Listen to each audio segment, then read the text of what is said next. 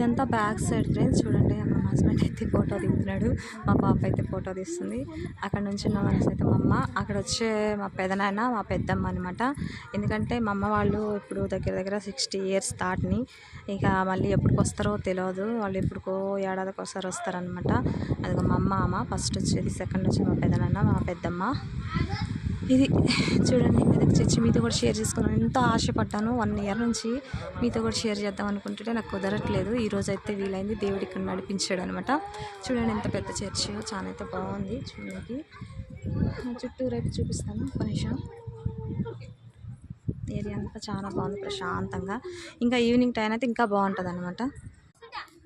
Friends మా అమ్మ, మా పెద్దమ్మ, మా హస్బెండ్, పాప హాయ్ చెప్పండి అందరూ.